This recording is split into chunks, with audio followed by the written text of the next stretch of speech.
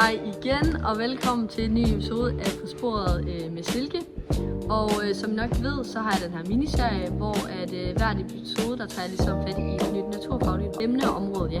Og i dag der har jeg Kasper med, hvor vi skal forklare om lidt omkring kemi og ligevægte. Og Kasper han er en PhD-professor. Ja, men jeg vil starte med at sige velkommen til dig, Kasper. Tak. Og du er jo en PhD-professor, og du har valgt at skrive en PhD i kemisk ligevægte. Så jeg tænkte, om har Le Chatelier været inspiration til dig? Jamen, jeg skriver min PhD i kemisk ligevægt, og Le Chateliers princip handler netop om et kemisk system i ligevægt. Det handler om, at systemet i ligevægt det reagerer, hvis man laver en ændring på det. Man kan tænke det på en slags kemisk modreaktion. Så hvis man ændrer på trykket i den ene side, så sker der en modreaktion i den anden side. Og det gælder også temperatur og koncentration af stofferne i en reaktion. Så hvis man ændrer på en ting i en reaktion, så vil systemet forsøge at udligne. Hvis det giver mening. Ja, det er jo. Kan du måske komme med et eksempel på det? Fordi det er også mest tisserende derude. Jamen, udover at skrive en PhD i kemisk ligevægt, så er jeg også underviser. Og i min undervisning, der har vi i dag lavet forsøg i skolen, hvor vi gennem delforsøg har bevist kemisk ligevægt og gjort brug af Le Chateliers princip. Okay. Jamen, super spændende. Jeg forstår det ikke helt, og især det der forsøg, det vil jeg rigtig gerne se. Kan du forklare mig lidt mere om det? Jo, det kan jeg godt. Ja, men i vores forsøg, der startede vi med at have en opblanding, hvor vi blandede 200 ml ioniseret vand op i en kugle 12, og så tilføjede vi bagefter 10 ml 0,1 liter jernnitrat, og derefter 10 ml liter KSCN.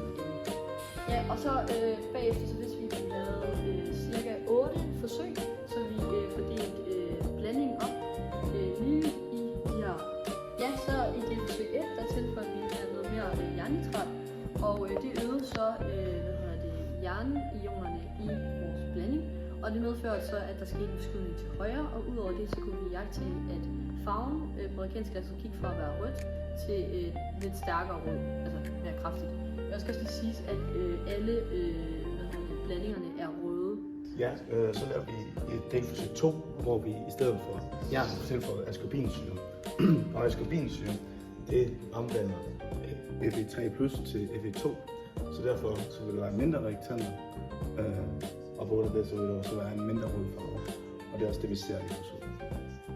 Ja, og i tredje delforsøg, der tilføjer vi KSCN, som øger reaktanterne, og derfor øger produktet, hvor vi har en forskydning til højre. Og vi ser også, at vores produkt bliver mere dybt rødt end det tidligere.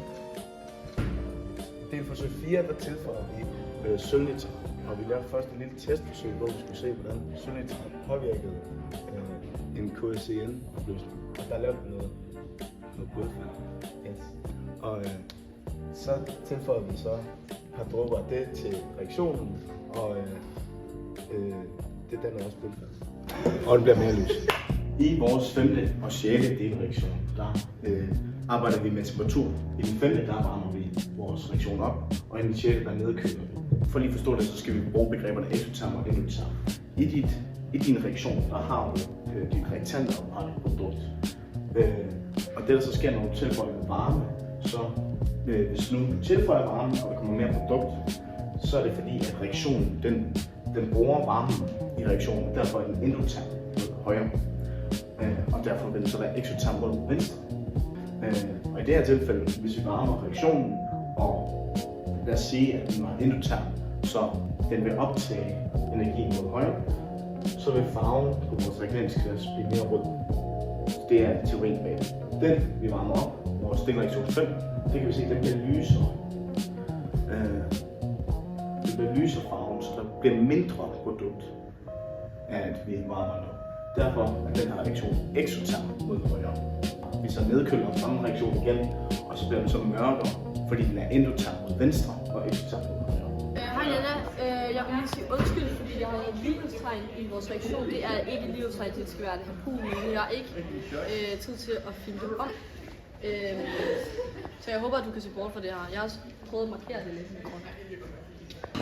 Ja, i det forsøg 7, der havde vi 2 bæreglas, hvor vi tilføjede lige meget vand, så 200 ml vand i begge, og vi sørgede for, at vandet var blåt, så vi kunne se forskel i farverne. Men i første omgang der tilføjede vi lige meget, så der var ikke nogen forskel i farverne. Og vi sørgede for at aktivere fra siden af og ovenfra. Derefter gik vi ind og lavede lidt med koncentrationen, så vi tilførte det dobbelte af volumen i det ene bærglas, så strengen kommer til at gå hertil. Og så blev koncentrationen jo mindre, altså farvestoffet i det her bærglas end i det her bærglas, og derfor gik vi ind og kunne se, at farven også ændrede sig, så vi fik en lysere blå herover end herover. Ja, men det var mega spændende at høre om lidt til Celeras princip, og jeg har forstået det nu, og jeg synes også, det var et virkelig interessant forsøg, du havde med i dag. Og jeg vil bare sige tak, fordi at du ville være med. Selvfølgelig.